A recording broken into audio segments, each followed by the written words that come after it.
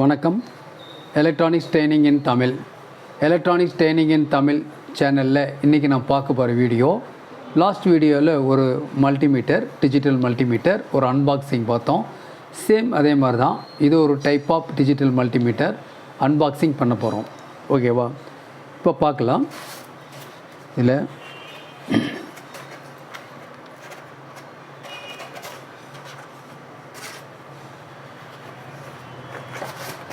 Okay பாருங்கள், multimeter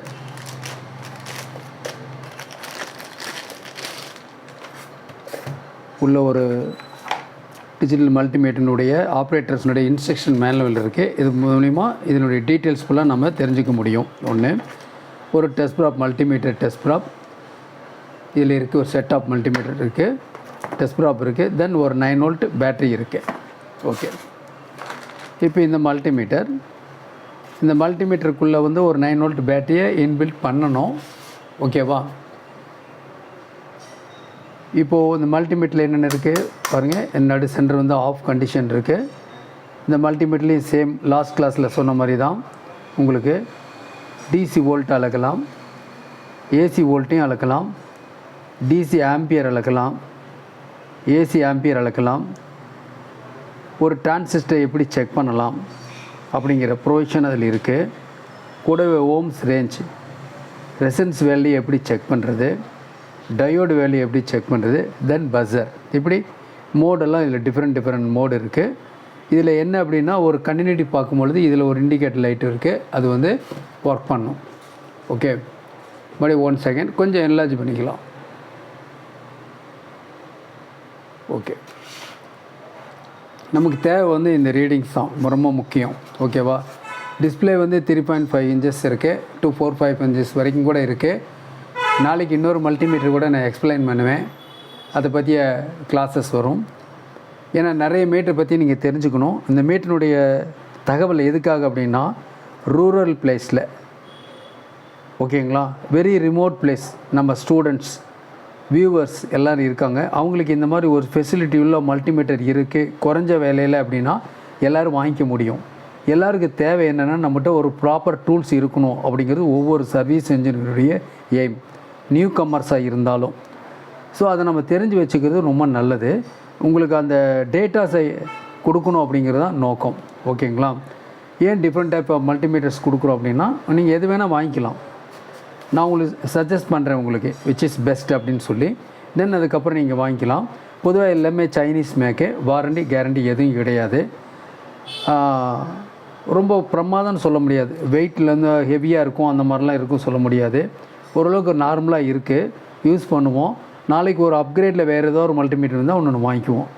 சிலது service பண்ண முடியும், சிலது சர்வீஸ் பண்ண முடியாது. உங்களுக்கே தெரியும் சாதாரண ஒரு டிஜிட்டல் மீட்டர்னால் எப்படி இருக்குன்னு சொல்லி. நம்மளால் முடிஞ்சதை செய்வோம், முடியாததை விட்டுருவோம். ஏன்னா ஓகேவா? இதில் இப்போ என்ன பார்க்கலான்னா, இதில் வந்து என்னென்ன கொடுத்துருக்கு, ஃபஸ்ட்டு சென்டர் சுவிட்ச் வந்து ஆஃப் கொடுத்துருக்கு. தென் அதுக்கப்புறம் உங்களுக்கு ஒரு 1.5 வோல்ட் செக் பண்ணக்கூடிய வாய்ப்பு இருக்குது. தென் ஒரு பஸர், அப்புறம் இந்த இடத்துல உங்களுக்கு இது வந்து ஓம்ஸ் சிம்பிள் போட்டிருக்கு. ஓம் சிம்பிளில் இந்த இடத்துல வரிசையாக இங்கேருந்து போட்டு கரெக்டாக இங்கே உங்களுக்கு 200 மெக் வரைக்கும், 200 மெக் வரைக்கும், not less.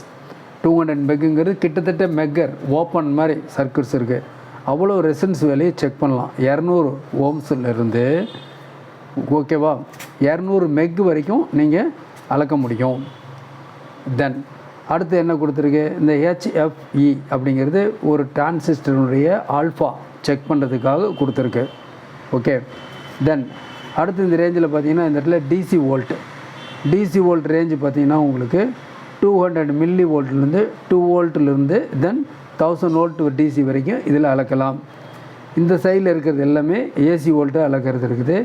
AC volt 200 milli வோல்ட்லேருந்து 750 மில்லி வோல்ட் ஏசி வரைக்கும் அளக்கலாம். நாங்கள் உங்களுக்கு டெமோ பண்ணி காமிக்க போகிறேன், அப்போ உங்களுக்கு ரொம்ப ஈஸியாக புரிஞ்சிடும். ஃபஸ்ட்டு ஒரு தியரிட்டிக்கலாக அந்த ஒவ்வொரு மல்டிமீட்டர்லையும் என்னென்ன ஸ்பெசிலிட்டிஸ் இருக்குது அப்படின்னு தெரிஞ்சிருச்சுன்னா, அதுக்கப்புறம் நான் சொல்கிறது உங்கள் டேட்டாஸ் உங்களுக்கு ஈஸியாக புரியும். குறிப்பாக நமக்கு என்ன அப்படின்னா, ஒரு கெப்பாசிட்டரை எப்படி செக் பண்ணுறது, எல்லாருக்குமே அது ஒரு பிரச்சனையாக இருக்குது. மற்றதெல்லாம் ஓரளவுக்கு புரியுது, தெரியுது. இந்த கெப்பாசிட்டர் மட்டும் நம்ம ஒரு அனலாக் மீட்டர் இருந்துச்சுன்னா அதில் சார்ஜ் ஆகுதா, டிஸ்சார்ஜ் ஆகுதா, இப்படியெல்லாம் பார்க்குறோம். ஆனால் இந்த மீட்டரில் எப்படி செக் பண்ணலாம்? பக்காவாக தரவாக செக் பண்ணலாம். 200 எம்எஃப்டி வரைக்கும் 200 எம்எஃப்டி வரைக்கும் இருக்கிறவுடைய கெப்பாசிட்டர்ஸ் பெரும்பாலும் கிட்டத்தட்ட நம்ம சர்வீஸ் பண்ணக்கூடிய எல்லா கெப்பாசிட்டியுமே அந்த லிமிட்டுக்குள்ளே தான் இருக்கும். ஓகேங்களா? அதனால் நம்ம கண்டிப்பாக என்ன சர்க்கியூட் போர்டுக்குள்ளே வருது. பவர் சப்ளையிலேருந்து உங்களுக்கு 1000 எம்எஃப்டி, 2200 எம்எஃப்டி, 4700 இப்படியெல்லாம் வரும். சர்க்கியூட் போர்டுக்குள்ளே பார்த்தீங்கன்னா உங்களுக்கு வந்து எல்லாமே 200 எம்எஃப்டிக்கு கீழே தான் வரும். அதனால் சர்க்கியூட் சம்மந்தப்பட்ட ஏதாவது ட்ரபுள் ஷூட்டிங் பண்ணணும், ஒரு கெப்பாசிட்டி சந்தேகமாக இருக்குது அப்படின்னா இந்த மீட்டர் ரொம்ப ரொம்ப குட். பக்காவாக என்ன பண்ண முடியும், வேல்யூ செக் பண்ணலாம். நான் செக் பண்ணி உங்களுக்கு காமிக்கிறேன்.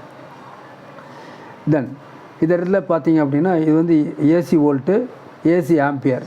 இது வந்து ஏசி வோல்ட்டு, ஏசி ஆம்பியர். தென் இது வந்து உங்களுக்கு இருக்கு இல்லையா, இது வந்து ஆம்பியர் பார் டிசி. இது டிசி ஆம்பியர் செக் பண்ணுறதுக்காக. ஓகேவா? இது டிசி வோல்ட் செக் பண்ணுறதுக்காக இது கொடுத்துருக்கு. நடுவில் ஆஃபு. தென் உங்களுக்கு ஓம்ஸ் ரேஞ்சு செக் பண்ணுறதுக்கு கொடுத்துருக்கு. ஆஸ் யூஸ்வல் அது ஒரு தடவை உங்களுக்கு செக் பண்ணி காமிக்கும் போதே உங்களுக்கு புரிஞ்சிடும். இந்த மீட்டர் வந்து ஆட்டோ பவர் ஆஃப். ஒரு 15 மினிட்ஸ் இந்த மீட்டரை நீங்கள் ஆஃப் பண்ண மறந்துட்டால் கூட எந்நேரம் ஆட்டோமேட்டிக்காக ஆஃப் ஆயிரும். செப்பரேட்டாக ஆன் அண்ட் ஆஃப் சுவிட்சுக்கு வந்து நடு சென்டரில் இருக்க சுவிட்சு தான். ஓகேவா? இதில் வந்து காமன் இதில் ஓம்ஸ் வோல்ட் செக் பண்ணுறதுக்கு இந்த டெஸ்ட் ப்ராப் யூஸ் பண்ணிக்கணும். இது common for black test probe சொல்லிக்கணும். இந்த MA அப்படின்னு போட்டிருக்கு இல்லையா, மில்லி ஆம்பியர். இது என்ன பர்பஸ்க்காக இருக்குது அப்படின்னு சொன்னால் இந்த இடத்துல இது பிளாக் டெஸ்ட் ப்ராப் இங்கே இருக்கணும், ரெட் டெஸ்ட் ப்ராப் இங்கே இருக்கணும். இருந்தால் கெப்பாசிட்டியுடைய மதிப்பை நாம் இந்த மீட்டரில் துல்லியமாக கண்டுபிடிக்க முடியும். ஓகே. தென் அடுத்தது ஆம்பியர், 20 ஆம்பியர். ஆம்பியரை நான் செக் பண்ணி காமிக்கிறேன். அதன் மூலிமா நீங்கள் கிட்டத்தட்ட எலக்ட்ரானிக்கில் சந்தேகம், டவுட்ஸ் எல்லாமே நீங்கிரும். ஏன்னா இதெல்லாமே தரவாக செக் பண்ண முடியும் அப்படிங்கிறதுக்காக. இப்போ சாதாரண மல்டிமீட்டரில் நம்ம அதெல்லாம் செக் பண்ண முடியாது. ஓகேவா? உதாரணமாக பழைய டைப்பில் இருக்க அந்த எல்லோ கலர் இருக்கக்கூடிய டிஜிட்டல் மல்டிமீட்டரில் நம்ம எவ்வளோ மேக்ஸிமம் செக் பண்ண முடியும்னா கிட்டத்தட்ட 250-200 மில்லி ஆம்பியர் மட்டும்தான் செக் பண்ண முடியும். அதுக்கு மேலே செக் பண்ண சில மீட்டரில் மட்டும்தான் 2 ஆம்பியர் இருக்குது. ஒரு செப்பரேட் செலக்டர் இருக்குது, அந்த ஆம்பியருங்கிற ரேஞ்சில் வச்சு செக் பண்ணணும்னு ஏற்கனவே உங்களுக்கு நான் சொல்லியிருக்கேன். ஓகேவா? இதெல்லாம் இந்த மீட்டரில் இருக்குது. இது சாக்கெட் எதுக்கு இருக்குன்னா மேனுவலாக ஒரு டிரான்சிஸ்டர் இதில் இன்சர்ட் பண்ணி பிஎன்பி என்பிஎன்ஐ ஏற்கனவே நான் எப்படி ஆர்டினரி மல்டிமீட்டரில் செக் பண்ணமோ அதே மாதிரி தான். நான் ஏற்கனவே சொன்ன மாதிரி தான் ஒரு அனலாக் மீட்டர் இருந்துச்சுன்னா அதை செக் பண்ணுற டிரான்சிஸ்டரை பொறுத்த வரைக்கும் டிரான்சிஸ்டர், மாஸ்பெட், ஐஜிபிடி செக் பண்ணுறதுக்கு அனலாக் மீட்டர் பெஸ்ட். ஓகேவா? சரி இந்த மீட்டரில் பார்த்தோன்னா இதில் எப்படி இருக்குது, இந்த இடத்துல ஒரு ஸ்டாண்ட் இருக்குது, ஓப்பன் பண்ணிடலாம். இதுக்குள்ளே பேட்ரி நீங்கள் இன்ஸ் பண்ண பேட்ரி தனியாக கொடுத்துருக்காங்க இல்லையா கம்பெனிக்கு. அப்படின்னா என்ன அர்த்தம், நீங்கள் தான் பேட்டரியை வந்து உள்ளே இன்சர்ட் பண்ணணும். ஓகே. இப்போது இதனுடைய கவர் இது ஓப்பன் பண்ணிடலாம்.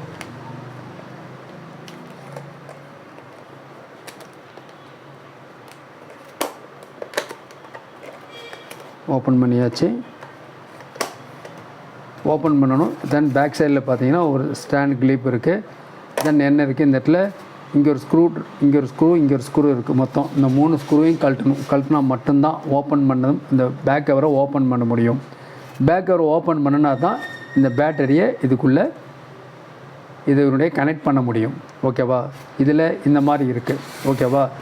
செப்பரேட் ரேஞ்ச் மூலியமான பாருங்கள், இது ஓப்பன் பண்ணால் ஓப்பன் பண்ணிடலாம். நீங்கள் இந்த இடத்துல கிளிப்பு இல்லை, 9 வோல்ட் கிளிப் இல்லை. 9 வோல்ட் கிளிப்பு ஒரு வேலை ப்ரொவிஷன் வெளியில் இருந்துச்சு அப்படின்னா நீங்கள் பேட்டரி இதுலேயே அப்படியே அட்டாச் பண்ணிடலாம். இந்த பேக் கவர் ஓப்பன் பண்ண வேண்டிய நெசசிட்டி இல்லை. பட் இதில் பொறுத்த வரைக்கும் என்ன வேண்டியது இருக்குது, ஓப்பன் பண்ண வேண்டியது இருக்குது. நான் ஓப்பன் பண்ணி பார்த்துடலாம்.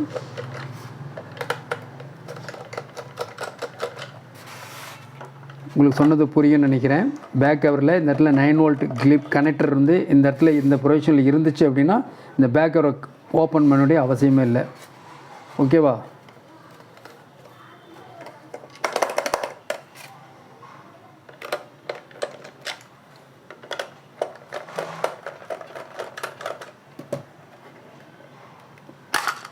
ஓகே. அதாவது இந்த கிளிப் இந்த பக்கம் இருந்திருந்ததுன்னா ப்ராப்ளம் இல்லை. உள்ளுக்குள்ளே இருக்கிறனால ஓப்பன் பண்ணி இதான் ஒரு சர்க்கியூட் போர்டு உள்ளுக்குள்ளே இருக்குது. ஓகேவா? பார்த்தவே தெரியுது உங்களுக்குள்ள இந்த சர்க்கியூட்டில் என்னென்ன இருக்குன்னு. ஓகே. ஒரு யூஸ்ஃபுல்லாக தெரிஞ்சால் இது உங்களுக்கு தெரியும், ஆல்ரெடி தெரியும் உங்களுக்கு. அது ஒரு பஸ்ஸர், இதெல்லாம் கனெக்டிங் லீட்ஸு. ஒரு சர்க்கியூட் போர்டு காம்பேக்டாக இருக்குது. இது CPU சென்ட்ரல் ப்ராசஸ் காப்பாக இருக்குது. ஓகேவா? வாய்ப்பு இருக்கிறப்ப இதை ஓப்பன் பண்ணி அதில் எப்படி முடிஞ்ச அளவுக்கு பார்க்குறேன்னு நான் சொல்லித்தரேன் உங்களுக்கு. இப்போ என்ன பண்ணலாம், ஒரு பேட்டரி எனி ஒன் இங்கே ஒன்று இருக்குது. ஓகே, பேட்டரி அட்டாச் பண்ணிவிட்டேன். Well done, nice. ஓகே, இப்போ பாருங்கள் டிஸ்பிளே நல்லா இருக்குது, பக்காவாக இருக்குது. இந்த இன்ஃபர்மேஷன் எதுக்காக வந்திருக்குன்னா, இப்போ நான் கொடுத்துருக்கக்கூடிய 9 வோல்ட் பேட்டரி நான் ஓப்பன் பண்ணல, எங்கிட்ட இருக்கிற பழைய பேட்டரி மட்டும் தான் உள்ளுக்குள்ளே போட்டிருக்கேன். அதனால் லோ பேட்டரி அப்படிங்கிற சிம்பிள் இதுக்கு காமிக்குது. ஓகேங்களா? ஸோ இதுதான் கம்ப்ளீட்டாக. இதில் பஸ்ஸர் எப்படி ஒர்க் பண்ணுது பார்ப்போம்.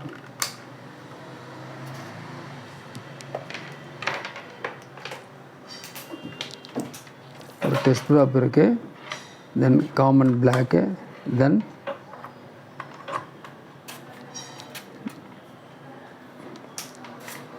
அந்த ஆர்டினரி மல்டிமீட்டரில் இருக்கிறதோட பேட்டரி லோவாக இருக்கிறதுனால சஃபிஷியன்ட் வரல. ஓகே,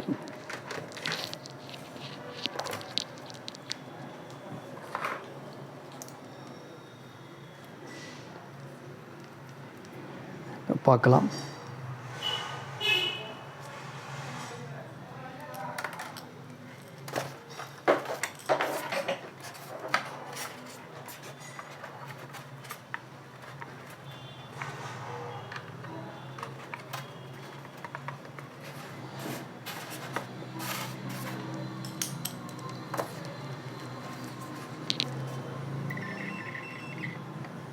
பேட்டரி டவுனாக இருக்குது, அதனால் ரொம்ப கம்மியாக இருக்குது. இந்த ரெட் லைட் இண்டிகேட்டர் பாருங்கள், ரொம்ப லைட்டாக எரிஞ்சிட்ருக்கு. ஓகேவா? பேட்டரி வேணால் நம்ம மாற்றி பார்க்கலாம், புதுசு.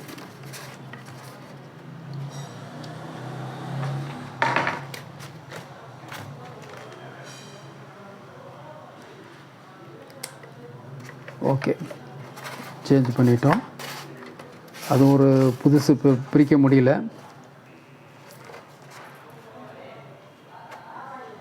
இதுவும் உங்களுக்கு பேட்டரி டவுனில் தான் இருக்குது. சரி, ஓகே. இதில் ஆடியோ ரொம்ப கம்மியாக இருக்குது. பேட்டரி சேஞ்ச் பண்ணிங்கன்னா நல்லாயிருக்கும். நான் புது பேட்டரி ஏன் ஓப்பன் பண்ணணுங்கிறதுக்காக நான் அப்படியே வச்சுட்டேன். இந்த பேட்டரியை போடும்போது உங்களுக்கு ஆமாம், பேட்டரி தான் ஃபுல்லாக ப்ராப்ளம். பேட்டரி மாற்றினா ஓகே ஆயிரும்.